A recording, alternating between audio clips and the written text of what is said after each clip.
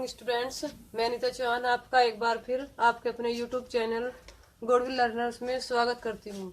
बच्चों, आज हम पढ़ेंगे रासायनिक विज्ञान, केमिस्ट्री।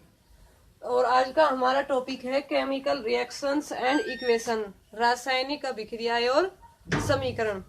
तो रासायनिक अभिक्रियाओं को जानने से पहले हम रसायन विज्ञान के बारे में जानेंगे कि रसायन विज्ञान होता क्या है। रसायन विज्ञान विज्ञान की वह शाखा है जिसके अंतर्गत हम पदार्थों के गुण, संगठन, संरचना आदि के बारे में अध्ययन करते हैं तथा पदार्थों के उपयोग और उनके बीच होने वाली अभिक्रियाओं के बारे में अध्ययन करते हैं। रसायन विज्ञान विज्ञान की वह शाखा है जिसके अंतर्गत हम पदार्थों की संरचना, संगठन, गुण तथा पदार्थों के बीच होने वाली अभिक्रियाओं और उनके उपयोग के बारे में अध्ययन करते हैं। रसायन विज्ञान कहलाता है।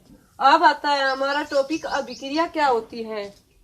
अभिक्रिया क्या होती है? वे क्रियाएं जिनमें पदार्थों के संगठन, गुणों तथा संरचना में परिवर्तन होता है। वे क्रियाएं जिनमें पदार्थों के संगठन, उनकी संरचना और उनके गुणों में परिवर्तन होता है, तो उन्हें क्या बोलते हैं? अभिक्रिया। अभिक्रिया दो प्रकार की होती है, एक रासायनिक अभिक्रिया और दूसरी होती है नाभिकीय अभिक्रिया।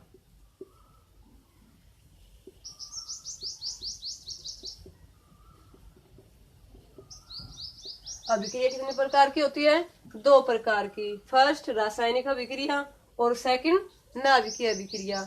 नाभिकीय अभिक्रिया के अंतर्गत परमाणु के नाभिक भाग लेते हैं। नाभिकीय जो अभिक्रिया होती है इसमें कौन भाग लेते हैं? परमाणु के नाभिक। और रासायनिक अभिक्रिया में परमाणु के बाह्यतम कोश में उपस्थित इलेक्ट्रॉन भाग लेते हैं। परमाणु के बाह्यतम कोश में उपस्थित इलेक्ट्रॉन भाग लेते हैं। तो हमारे सिलेबस में जो अभिक्रिया है वो है रासायनिक अभिक्रिया। अब रासायनिक अभिक्रिया क्या होती है? जब एक या एक से अधिक पदार्थ परस्पर अभिक्रिया करके एक नया पदार्थ बनाते हैं जिनके भौतिक और रासायनिक गुण मूल पदार्थों से भिन्न होते हैं। रासायनिक अभिक्रिया क्या होगी? जब एक या एक से अधिक पदार्थ परस्पर अभिक्रिया करके नए पदार्थ बनाते हैं जिनके भौतिक एवं रासायनिक गुण जो पहले वाले पदार्थ थे उनसे बिल्कुल भिन्न होते हैं, तो उसे रासायनिक अभिक्रिया कहते हैं। अब जैसे हमने मैग्नीशियम का रिबन लिया और उसे वायु में जलाया, दहन किया, वायु बोलते हैं ऑक्सीजन। वायु किसे बोलते हैं? ऑक्सीजन को। दोनों ने अभिक्रिया की, आपस में इन्हें मिलाया, दहन किया, तो क्या प्राप्त हो गया हमें? Magnesium oxide. 2Mg + O2, then you will get 2MgO। अब MgO2 क्या होंगे और MgO क्या होगा? रासायनिक अभिक्रिया में भाग लेने वाले जो परमाणु होते हैं, तत्व होते हैं, रासायनिक अभिक्रिया में भाग लेने वाले जो परमाणु होते हैं जिनमें रासायनिक परिवर्तन होता है उन्हें बोलते हैं अभिकारक।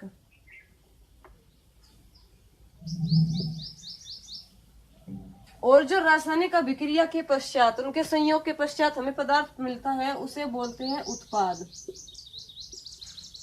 तो मैग्नीशियम ऑक्साइड क्या हो गया? हमारा उत्पाद हो गया।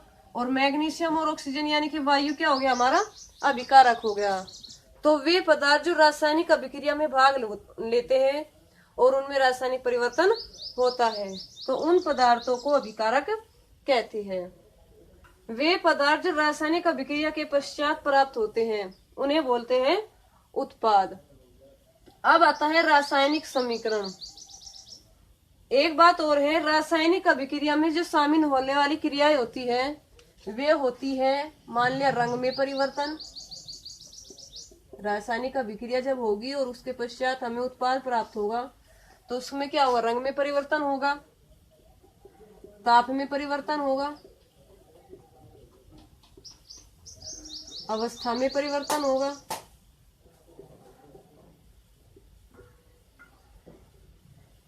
तो ये क्या होगा? रासायनिक अभिक्रिया में शामिल होने वाली क्रियाएं।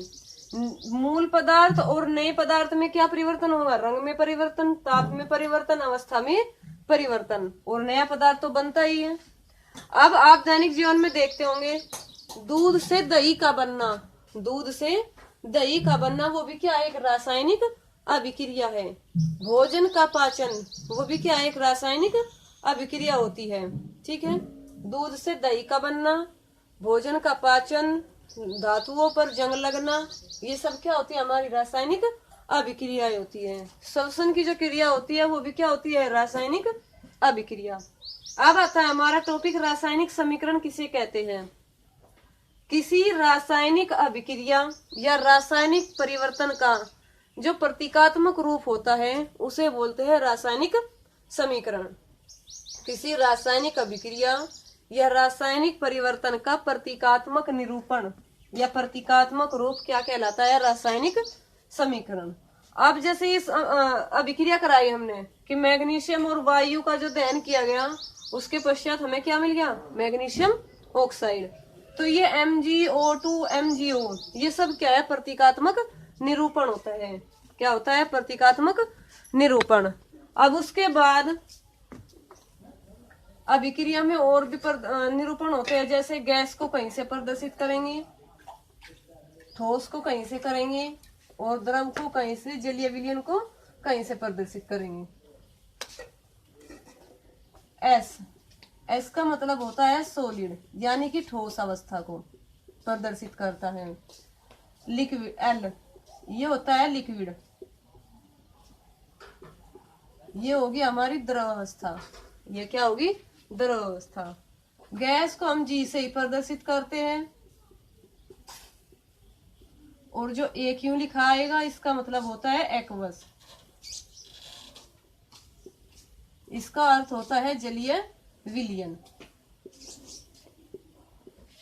ठीक है, गैस को हम तीर का निशान ऊपर लगाकर भी लिख सकते हैं, जैसे O2 है, ऑक्सीजन वायु गैस है, तो इसे क्या लिख सकते हैं, O2 और तीर का निशान ऊपर की तरफ को। अगर अवक्षेप है तो तीर का निशान का लगाएंगे, किस तरफ को लगाएंगे, नीचे की तरफ को।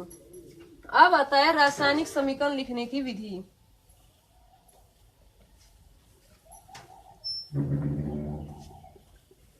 रासायनिक समीकरण लिखने की विधि।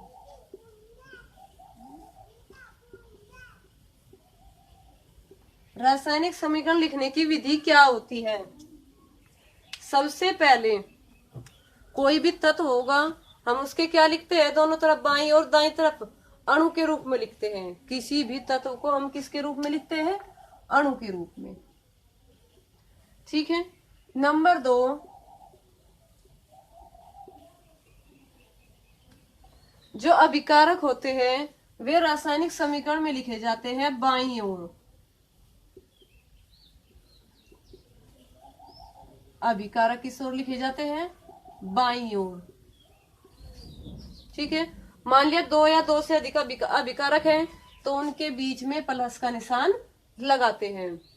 उसके बाद उत्पाद दाईं ओर लिखे जाते हैं, और इसी प्रकार उनके बीच में जो उत्पाद होते हैं, मान लिया 2 या 2 से अधिक उत्पाद हैं तो उनके बीच भी प्लस का साइन लगाते हैं।